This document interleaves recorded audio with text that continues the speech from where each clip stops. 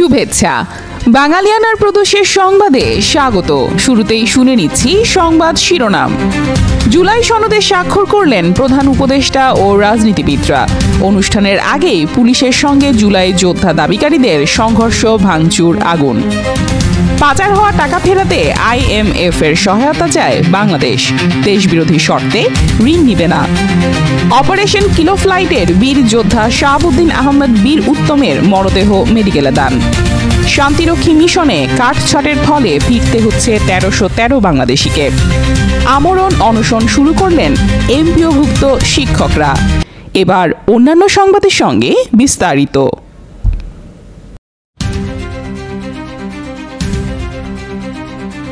জুলাই জাতীয় সনদে স্বাক্ষর করেছেন অন্তর্বর্তী সরকারের প্রধান উপদেষ্টা অধ্যাপক মোহাম্মদ ডক্টর ইউনূস এবং বিভিন্ন রাজনৈতিক দলের নেতারা।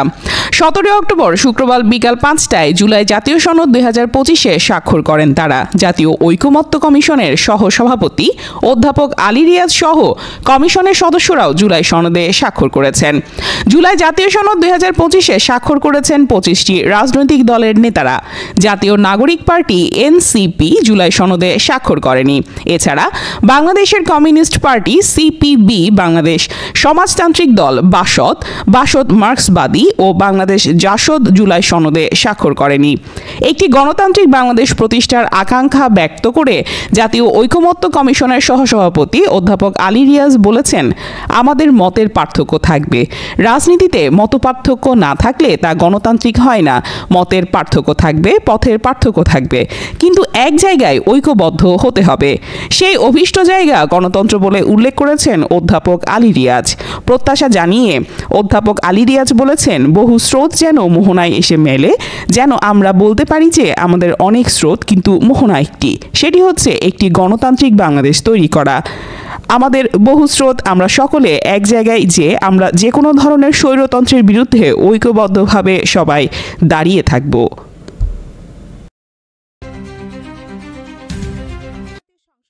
জাতীয় সংসদ ভবনের দক্ষিণ প্লাজায় জুলাই সনদ স্বাক্ষর অনুষ্ঠানের মঞ্চের সামনে থেকে জুলাই যোদ্ধাদের সরিয়ে দিয়েছে পুলিশকে সেখানে অবস্থানকারীদের লাঠিপেটা করতে দেখা যায়। এ সময় জুলাই যোদ্ধাদের কয়েকজন আহত হয়েছে, তাদেরকে হাসপাতালে নিয়ে যেতে দেখা গেছে। পরে জুলাই যোদ্ধারা বাইরে গিয়ে বিক্ষোভ করে এবং কয়েকটি যানবাহন ভাঙচুর করে। এক পর্যায়ে একদল ব্যক্তি আবার মঞ্চের দিকে ঢুকে যায়। এই সময় পুলিশ আবার তাদের সরিয়ে দেয়। বিক্ষোভকারীদের একটি দলকে পুলিশ খামারবাড়ি মোড়ের দিকে, আরেকটি দলকে আসাদ গেট প্রান্তের দিকে সরিয়ে দেয় আইন শৃঙ্খলা বাহিনী। শেষ খবর পাওয়া পর্যন্ত সংসদ ভবনের সামনের এলাকার সড়কে আগুন জ্বলতে দেখা গেছে। এর আগে বেলা 1:45টার দিকে সেখানে কয়েকটি বিস্ফোরণের শব্দ শোনা গেছে। 16 অক্টোবর বৃহস্পতিবার রাতে বিক্ষোভের পর সকালে জুলাই শহীদ পরিবার ও আহত যোদ্ধা ব্যানারে শতাধিক মানুষ সংসদ ভবন এলাকার 12 নম্বর গেটের সামনে অবস্থান নিয়ে স্লোগান দেন।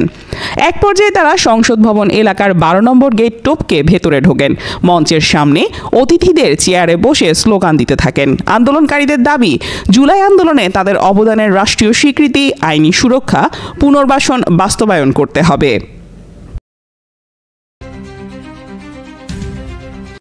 জুলাই যোদ্ধাদের সঙ্গে আলোচনা ও রাজনৈতিক দলগুলোর সঙ্গে যোগাযোগের মাধ্যমে জুলাই জাতীয় সনদের অঙ্গীকারনামায় 5ম দফার পরিবর্তন করেছে জাতীয় ঐকমত্য কমিশন। 17 অক্টোবর গণমাধ্যমে পাঠানো এক সংবাদ বিজ্ঞপ্তিতে এই তথ্য জানানো হয়েছে।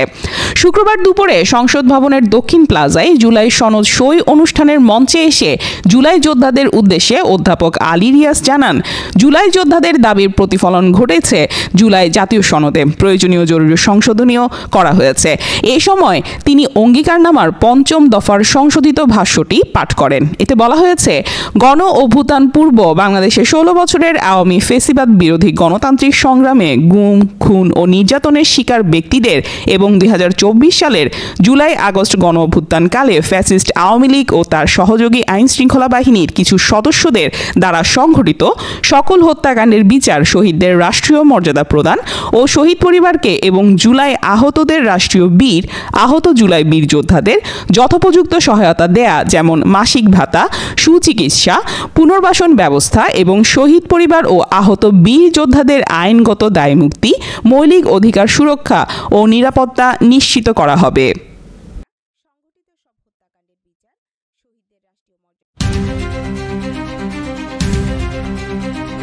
ওয়াশিংটনে অনুষ্ঠিত বিশ্বব্যাংক ও আন্তর্জাতিক মুদ্রা তহবিলের IMF বার্ষিক সভার সাইডলাইনে একাধিক বৈঠকে অংশ নিয়ে পাচার করা টাকা ফেরত ও অর্থনৈতিক সংস্কার কার্যক্রমে সহযোগিতা চেয়েছে বাংলাদেশ।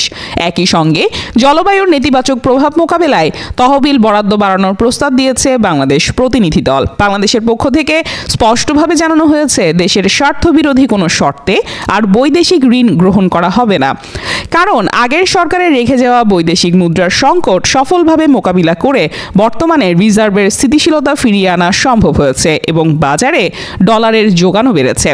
গত সোমবার থেকে শুরু হওয়া এই বৈঠক শনিবার শেষ হবে। বাংলাদেশের প্রতিনিধি দলে ছিলেন অর্থ উপদেষ্টা ডক্টর সালেহ উদ্দিন আহমেদ, যিনি পুরো বৈঠকে নেতৃত্ব দিয়েছেন। দলের অন্যান্য সদস্যদের মধ্যে ছিলেন বাংলাদেশ ব্যাংকের গভর্নর, অর্থ সচিব সহ সরকারের ঊর্ধ্বতন কর্মকর্তারা। সূত্র জানায়, বাংলাদেশ প্রতিনিধি দল জলবায়ু ক্ষতির জন্য বাড়তি অর্থ বরাদ্দের অনুরোধ জানায়, তবে শর্ত শিথিল রাখার আহ্বান জানায়।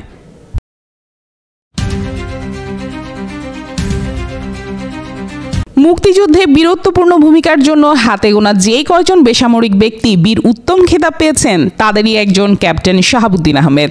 এই বীর মুক্তিযোদ্ধাদের নিজের দেহটিও দান করে গেছেন দেশের চিকিৎসা শাস্ত্রের গবেষণার জন্য। তার সেই ইচ্ছা অনুযায়ী মরদেহটি 17 অক্টোবর বৃহস্পতিবার রাত 10:30টার দিকে ফরিদপুর মেডিকেল কলেজ হাসপাতাল কর্তৃপক্ষের কাছে হস্তান্তর করেছেন তার ছেলে ক্যাপ্টেন তাপস আহমেদ। আনুষ্ঠানিকভাবে মরদেহটি গ্রহণ করেছেন মেডিকেল কলেজের অধ্যক্ষ দিলরুবা চেপা। তিনি বলেন, জাতির এই বীর সন্তানকে নিয়ে ফরিদপুরবাসী গর্বিত। তিনি দেশের জন্য তার দেহটিও দান করে গেলেন।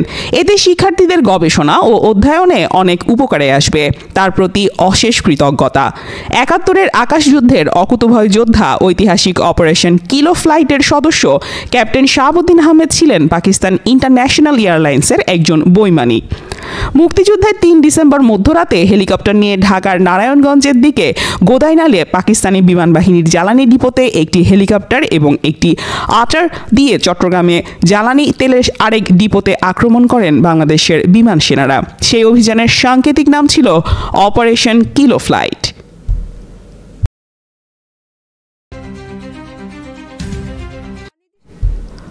অনির্দিষ্টকালের জন্য নিজেদের 7টি কারখানা বন্ধ ঘোষণা করেছে দেশে পোশাক রপ্তানি খাতের অন্যতম প্রতিষ্ঠান প্যাসিফিক জিন্স গ্রুপ। শ্রমিকদের দুই পক্ষের সংঘর্ষ, কারখানায় হামলা ও কর্মপরিবেশ না থাকায় এই সিদ্ধান্ত নেয়ার কথা জানিয়েছে কর্তৃপক্ষ। নানা বিষয়কে কেন্দ্র করে গত 1 বছরে অন্তত 3 বার প্যাসিফিক জিন্সের কারখানায় শ্রমিকেরা কর্মবিরতি পালন করেছেন। গতকাল বৃহস্পতিবার প্যাসিফিক জিন্সের ব্যবস্থাপনা পরিচালক সৈয়দ মোহাম্মদ তানভীরের সই করা পৃথক 8টি বিজ্ঞপ্তিতে কারখানা বন্ধের তথ্য জানানো হয়। বিজ্ঞপ্তিতে বলা হয়, গত মঙ্গলবার থেকে বৃহস্পতিবার পর্যন্ত কারখানার মধ্যে কিছু শ্রমিক কাজে যোগদান না করে কারখানার ভেতরে মারামারি, ভাঙচুর ও লুটপাট করেছে। এতে কারখানায় স্বাভাবিক কার্যক্রম পরিচালনার অনুকূল পরিবেশ নষ্ট হয়েছে। বিজ্ঞপ্তিতে আরও বলা হয়, কিছু শ্রমিক অবৈধভাবে কাজ বন্ধ করে উচ্ছৃঙ্খল আচরণ শুরু করে।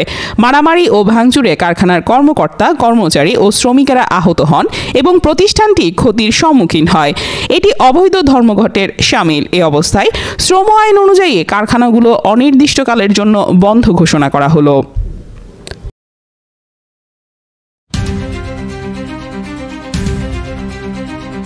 জাতিসংঘের শান্তিরক্ষা মিশনে চলমান অর্থ সংকট মোকাবিলার অংশ হিসেবে বাংলাদেশি শান্তিরক্ষীদের সংখ্যা কমানোর উদ্যোগ নিয়েছে জাতিসংঘ সদর দপ্তর।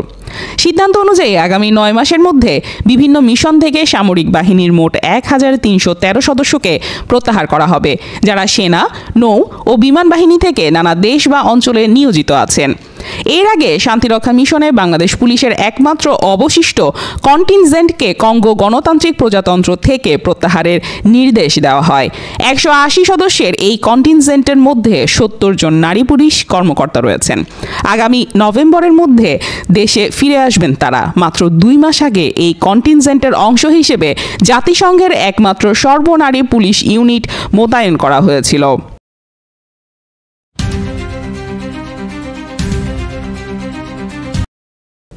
তিন দফা দাবি আদায়ে কেন্দ্রীয় শহীদ মিনারে অবস্থান নিয়ে অনশন শুরু করেছেন এমপিওভুক্ত শিক্ষক কর্মচারীরা। শুক্রবার বিকেল ৩টার পর তারা অনশনে বসেন।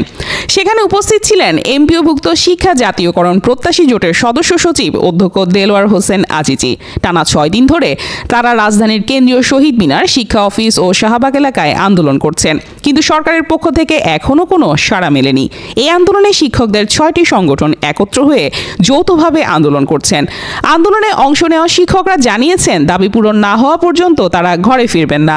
সরকারের অন্যান্য পেশার মানুষ যে হারে বাড়ি ভাতা পাচ্ছেন তাতে তারা চলতে পারছেন, কিন্তু শিক্ষকদের এখনও পুরনো বেতন স্কেল অনুযায়ী বাড়ি ভাতা দেওয়া হচ্ছে, যা দিয়ে গ্রাম বা শহরে কোথাও একটি বাসা ভাড়া নেওয়া সম্ভব নয়।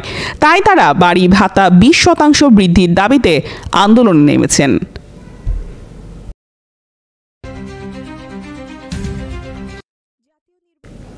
জাতীয় নির্বাচনের তফসিল ঘোষণার আগেই নিজস্ব অর্থায়নে তিস্তা মহাপরিকল্পনার কাজ শুরুর দাবি জানিয়েছেন তিস্তাপাড়ের মানুষ।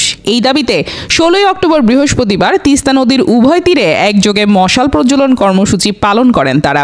তিস্তা নদীর রক্ষা আন্দোলন এর ব্যানারে আয়োজিত এই কর্মসূচিতে উত্তরাঞ্চলের 5 জেলা লালমনিরহাট, কুড়িগ্রাম, নীলফামারী, রংপুর ও গাইবান্ধার তিস্তাপাড়ের কয়েক হাজার মানুষ অংশ নেন। অংশগ্রহণকারীরা মশাল হাতে একযোগে স্লোগান দেন, জাগো বাহে তিস্তা বাঁচায়। তিস্তাপাড়ের মানুষেরা জানেন, উত্তরের 5 জেলার প্রায় 2 কোটি মানুষ প্রত্যক্ষ বা পরোক্ষভাবে তিস্তা নদীর উপর নির্ভরশীল। তাদের অভিযোগ, বর্ষাকালে ঘন ঘন বন্যা, পরবর্তী সময়ে ভয়াবহ নদী ভাঙন আর শুষ্ক মৌসুমে পানির সংকটে ফসল উৎপাদনে বাধা। এই 3 দুর্যোগই এখন তিস্তাপাড়ের মানুষের নিত্যদিনের বাস্তবতা। তারা জানেন, বছরের পর বছর ধরে তিস্তা মহাপরিকল্পনার আশ্বাস শুনছেন, কিন্তু কোনো দৃশ্যমান অগ্রগতি দেখেননি।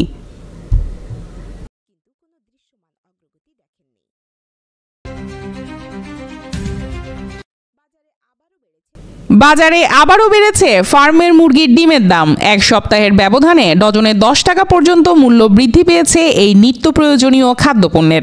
একই সঙ্গে সব ধরনের সবজির দামও আগের মতোই চড়া রয়েছে। তবে ব্যবসায়ীদের ঘোষিত বাড়তি দামে ভোজ্য তেল এখনও বাজারে বিক্রি হতে দেখা যায়নি।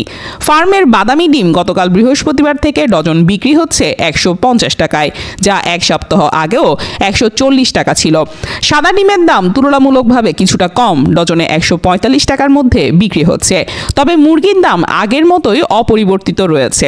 শীতের আগ মুহূর্তেও সবজির বাজারে নেই স্বস্তি। বৃষ্টির প্রভাবে উৎপাদন ব্যাহত হওয়ার দাম এখনও চড়া। কাঁচামরিচের দাম আগের তুলনায় কিছুটা কমলেও অন্যান্য সবজির দাম সাধারণের নাগালের বাইরে। বেগুন ও টমেটোর দাম সবচেয়ে বেশি। 1 কেজি বেগুন বিক্রি হচ্ছে 100 থেকে 180 টাকায়, আর ভারত থেকে আমদানি করা টমেটোর দাম কেজি প্রতি 120 থেকে 140 টাকা। করলা, কাঁকরোল, বরবটি, ঢেঁড়স ও লতির দাম 80 থেকে 100 টাকার মধ্যে।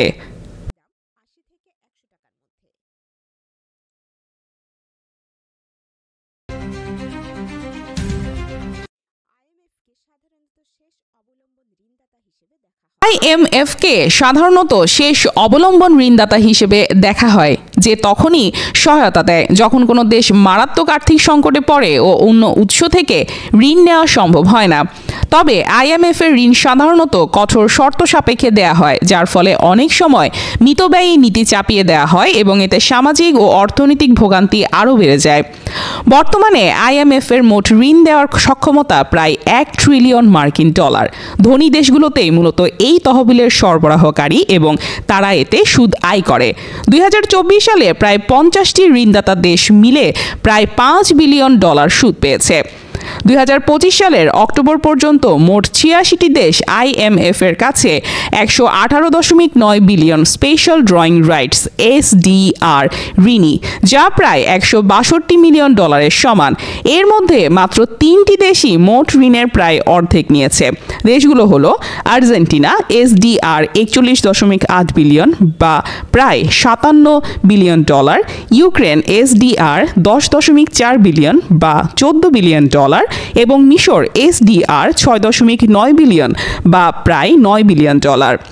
বাঙালিয়ানা প্রদেশের সংবাদ শেষ হলো। ধন্যবাদ।